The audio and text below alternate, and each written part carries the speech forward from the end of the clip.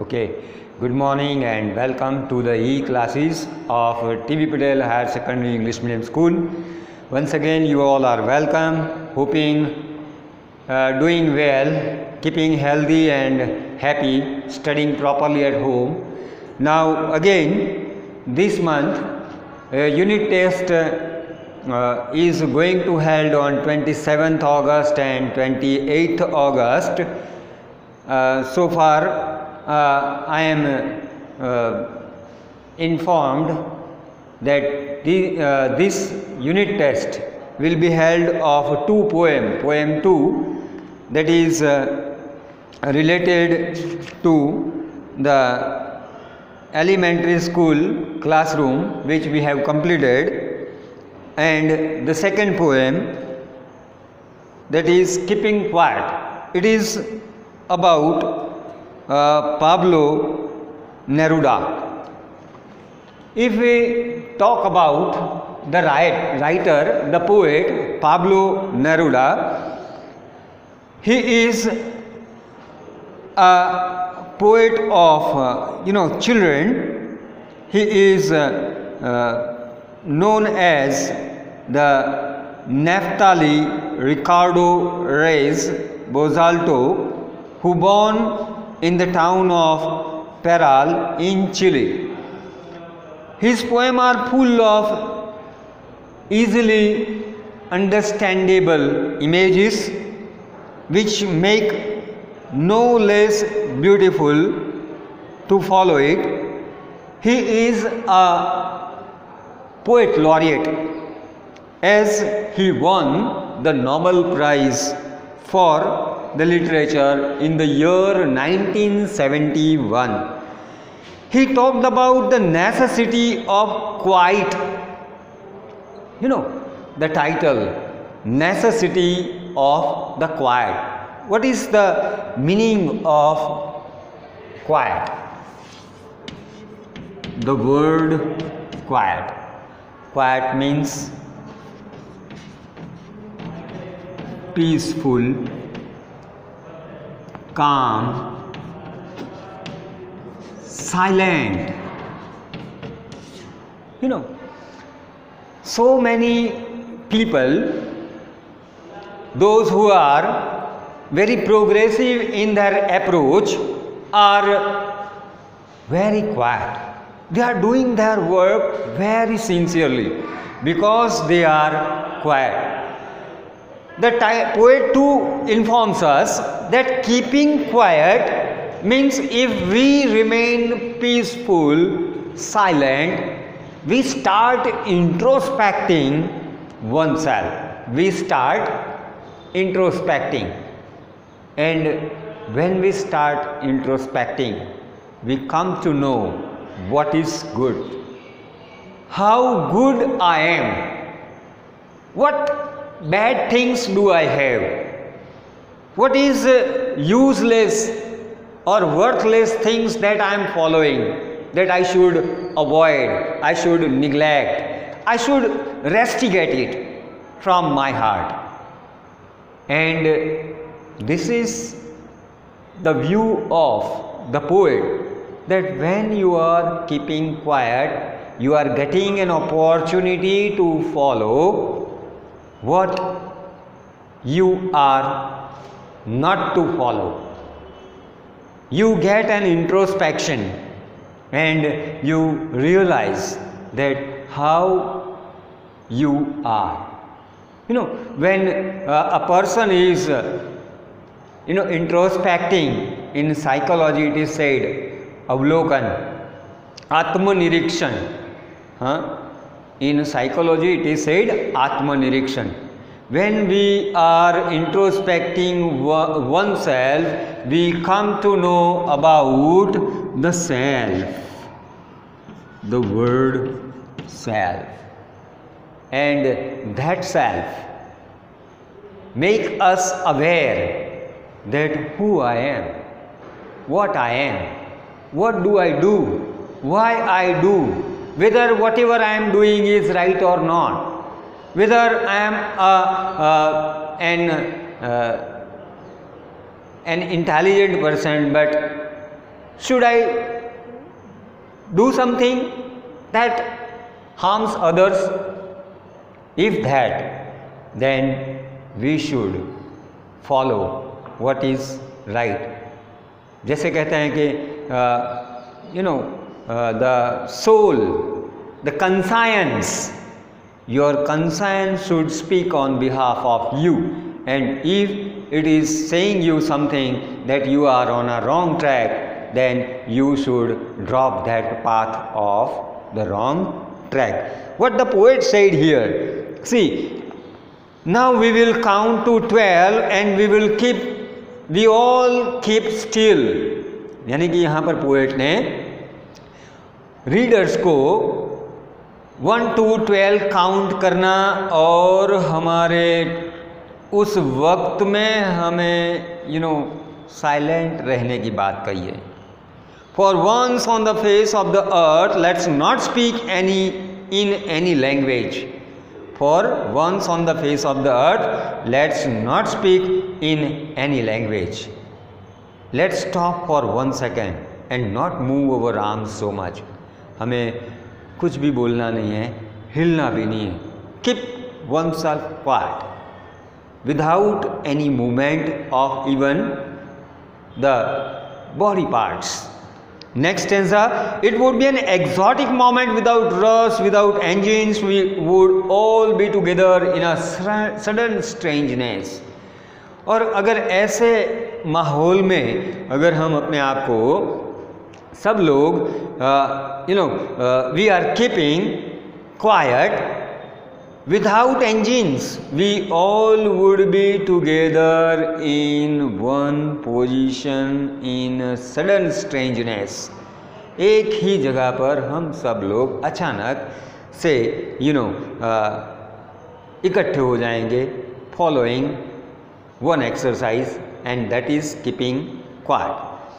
Next stanza it is said, fishermen in the cold sea would not harm whales, and the man gathering salt would look at his hurt hands. यानी कि अगर सब लोग खामोश रहेंगे तो समंदर में जाने वाला वो फिशरमैन वो वेल्स को नहीं पकड़ पाएगा. यानी कि wells will enjoy the freedom for few more minutes. Then a person who is gathering salt, वो भी अपनी जगह पर खामोश बैठेगा, शांत बैठेगा, तो वो अपने आप को इंट्रोस्पेक्ट करेगा. वो अपने हाथ को देखेगा कि जिस सॉल्ट से उसके हाथ कुछ जख्मी हुए हैं. Painful feeling that what he is feeling right now will be observed by him. In the next stanza he says, those who prepare green wars, war with gas, war with fire, victory with no survivors. जो लोग ऐसे युद्ध की अचानक तैयारी कर रहे हैं, वो लोग फिर वो युद्ध चाहे ग्रीन वॉर हो या गैस वॉर हो या न्यूक्लियर वॉर हो या आग से खेलने वाला वो युद्ध हो, पर जहाँ पर कोई भी बचने वाला नहीं होगा. ऐसा युद्ध अगर विजय होने के बाद भी, विजेता बनने के बाद भी यहाँ पर कोई बचता नहीं है. Would put on clean clothes and walk about with their brothers in the shade doing nothing. वो लोग भी क्या करेंगे, तो कि ऐसे पोएट ने कह दिया है कि keeping quiet, then they all will be putting all the new clothes, keeping the company of their brothers and sisters with their hands in their near and dear ones' hands, and they will start walking in the shades of the tree. वो खामोशी से अपने रिश्तेदारों के साथ अपने घर के आसपास आंगन में कहीं उस छाँव में एक दूसरे की कंपनी में ऐसे ही खुश होते हुए नज़र आएंगे. ये कीपिंग क्वाइट, खामोशी रहने का एक फ़ायदा भी है कि खामोश मतलब with no words but with no actions too. बोलना तो नहीं ही है पर कुछ काम भी नहीं है.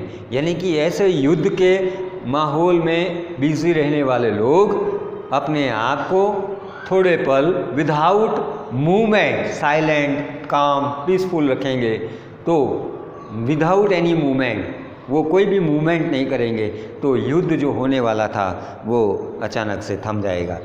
What I want should not be confused with total inactivity।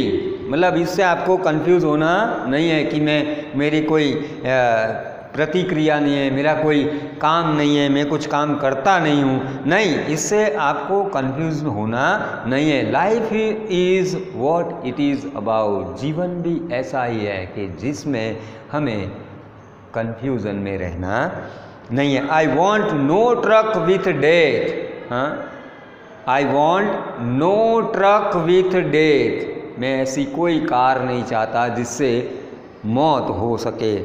If we were not so single minded about keeping our lives moving and for once could do nothing। अगर ऐसे ही हम हमारा जीवन व्यतीत करेंगे तो हम दूसरों को कुछ भी हार्म नहीं कर पाएंगे, नुकसान नहीं पहुंच पाएंगे और फिर भी हमारा जीवन ऐसे ही कंटिन्यू रहेगा। परहैप्स अ ह्यूज साइलेंस, शायद बहुत बड़ी खामोशी, might interrupt this sadness of never understanding ourselves end of threatening ourselves with death. ऐसी ही खामोशी जो हमें उदासी छाने वाली है या हमें ऐसे रोकने वाली है, ये समझाने के लिए अपने आप को कि जीवन में मृत्यु भी एक अपना मकाम बना के आता है। जिस वक्त भी quiet, peaceful, silent, calm approach होता है, ऐसा माहौल होता है, एटमॉस्फेयर बनता है। Perhaps the earth can teach us as when everything seems died and later proves to the alive. शायद ये धरती भी हमें कुछ सिखा रही है कि सब कुछ खत्म होने वाला है, जीवन भी खत्म होने वाला है और उसके बाद भी एक नई शुरुआत होने वाली है। Now I will count up to 12 and you keep quiet and I will go again.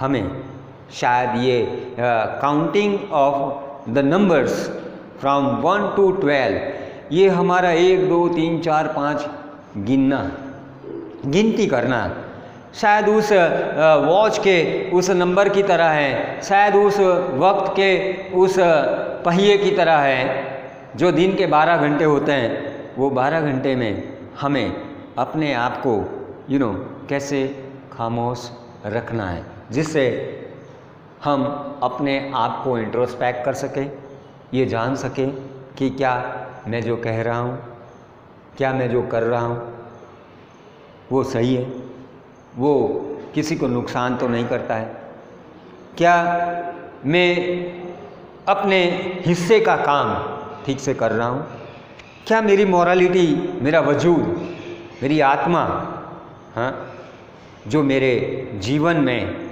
जिस तरह से रंग लाई है, क्या वो सबके लिए ठीक है। If it is good and not harming the rest, अगर वो सही है और दूसरों को नुकसान नहीं करती है तो हमें ये लाइफ से कोई गिला नहीं है। पर हाँ, अगर आपका रवैया, आपका एटीट्यूड, आपकी लाइफ, आपका जीवन, आपका काम, आपके निर्णय, आपकी लाइफस्टाइल अगर दूसरों के लिए नुकसानकारक है तो आपको अपने आप को कीपिंग क्वाइट से पीसफुली, कामली, साइलेंटली इंट्रोस्पेक्ट करके आप अपने आप को बदलने की कोशिश करो। और यही है कीपिंग क्वाइट का मैसेज, जो इंट्रोस्पेक्शन, अवलोकन, आत्मनिरीक्षण, हाँ, जो हमें एक अच्छा इंसान बनाने के लिए, जो है उससे भी ज़्यादा अच्छा बनाने के लिए काफ़ी है। मैं समझता हूँ कि ये पोएम आपके लिए बहुत ही मायने रखती हैं। आप पढ़ाई में हो, आप माँ बाप की आज्ञा का पालन करते हो, आप रूल्स को ठीक से फॉलो करते हो और अपने जीवन को संवारने के लिए कुछ निर्णय लेते हो, तो इस सभी में आपको ये क्वाइटनेस बहुत ही हेल्पफुल हो सकती है। Thank you.